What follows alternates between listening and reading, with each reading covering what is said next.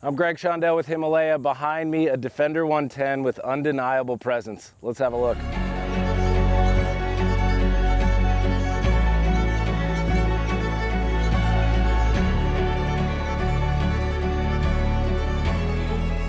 So if you've been following along, you've seen a lot of 1960s vehicles. The Series 2, Series 3 come out of our shop here in Charleston. Tremendous amount of fun. This vehicle is a sharp departure from that. This vehicle has undeniable modern presence. Starting from the drivetrain, starting from underneath, this one has our signature Summit drivetrain package. And what that means is a custom re-engineered chassis. It's a 4-link coilover suspension. We've got it sitting on top of large custom Dynatrac axles. They're built here in the United States.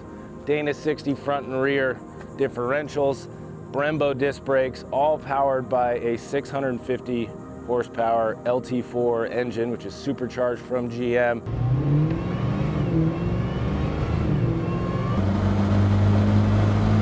The power's on demand, the suspension, braking system, absolutely stunning on this one. It's also going to give it a different stance. You're going to notice this vehicle sits about 4 inches wider than a stock stance on a Land Rover.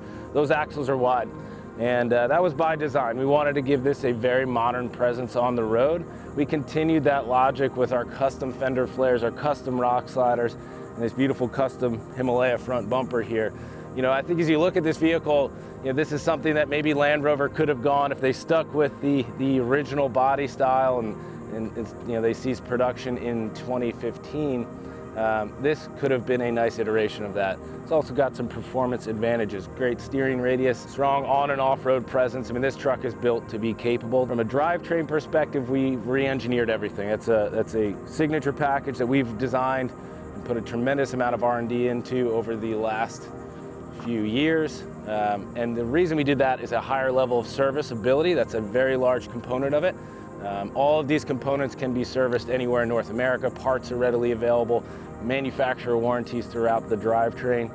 And then there's a massive performance element. This suspension can be adjusted for whatever mission we're looking to do, whether it's heavy on-road use and light off-roading, or heavy off-roading and some light driving on the road. We can set that and adjust it for that mission. This one's finished in this beautiful Ferrari British racing green. It's called Ferrari Verde. We've done this one other time on a 1960 Series 2A that lives here in Charleston. So we've got the Ferrari Verde British racing green, accented by these black bumpers, black door handles and hinges, the black heavy-duty external roll cage with the fog lights. So just really giving this vehicle, again, presence. Absolutely stunning. Everything you touch has been upgraded from stock. Land Rover would have used plastic. That would have been your first interaction with the vehicle, that plastic door handle. Unacceptable for a build at this caliber. And as you start looking through the glass there, you'll see the pop of color. The client chose this beautiful tan interior. The team did a phenomenal job with that. This is going to be a modern experience on the inside. We've got the Puma dash. This is the most modern dashboard that Land Rover produced from 2007 to 2015. Our team took it to the next level and leather wrapped every inch of it. We've added modern technology with the Kenwood radio, Dakota digital gauges, power windows and locks, security, everything you look for in a modern vehicle, this one has it. From a foundation perspective, we wanted to insulate this vehicle heavily, whether it be road noise or keeping that air conditioning or heat in. So we've, under this beautiful German square wave carpet that our team hand stitched here in Charleston, heavy insulation throughout the entire cabin. Reducing that noise, we've got a 650 horsepower supercharged engine under the hood. We want to keep that out of the cabin. We can have fun with that out on the outside.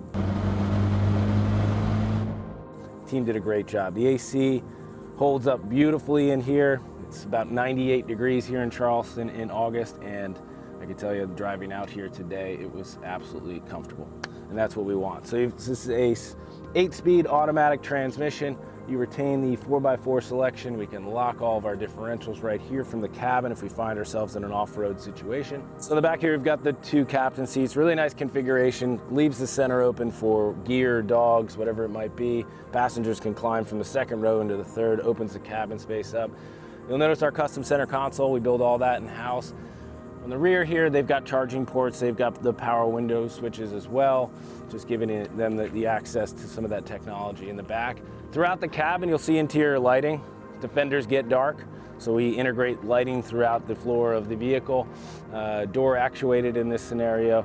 It also has a switch on the dash. This client wanted to keep the rear section open for cargo, so you'll see a tremendous amount of space back here. We could certainly add bench seats or additional seating if they decide down the line. On the rear bumper here, we've got our tow package. This one will be towing a small boat, so we have the full capability there. Our team's able to wire up whatever connection is needed. So when we think about building a vehicle, power and performance is certainly a driver. But one of the biggest things we focus on when we're thinking about the components we're choosing and how we're pairing that all together is serviceability. We want these vehicles to be easy to maintain in the long run. This is the extreme example of it.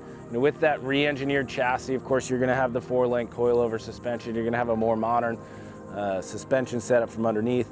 Those Dynatrac axles can be serviced anywhere in this country. Parts are readily available. Any shop in the US has some experience on it.